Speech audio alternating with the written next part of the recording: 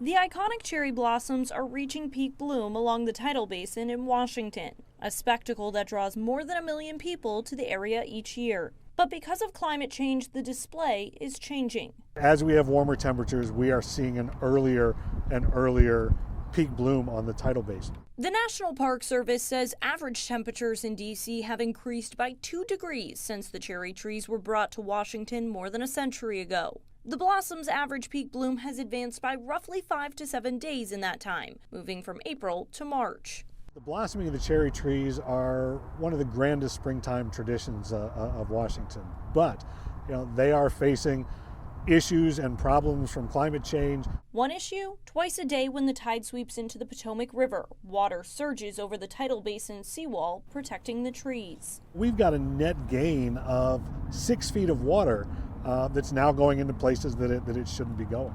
Those trees, those roots simply are not hardy enough to withstand that much water, that much brackish water on a daily basis. Aging infrastructure, rising sea levels, and poor drainage have taken a toll on the existing seawalls. The Park Service says more than a dozen trees had to be taken out over the last several years. To fix the problem, the National Park Service just announced a multi-year project to rebuild about 6,800 feet of seawall. Once the project's completed, 274 new cherry trees will be replanted. With renovations starting soon, now is the time to get to D.C. to enjoy the views while you can. We are encouraging people to come down this year and enjoy the cherry trees before this construction starts.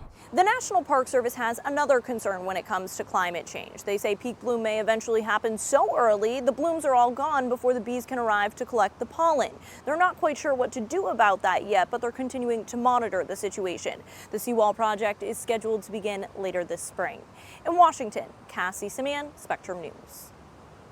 Thank you for watching our YouTube channel. For more stories in your communities, click the subscribe button right here. You can also download our app or watch us on TV for the latest information, balanced coverage, weather updates every 10 minutes, and more. We'll see you then.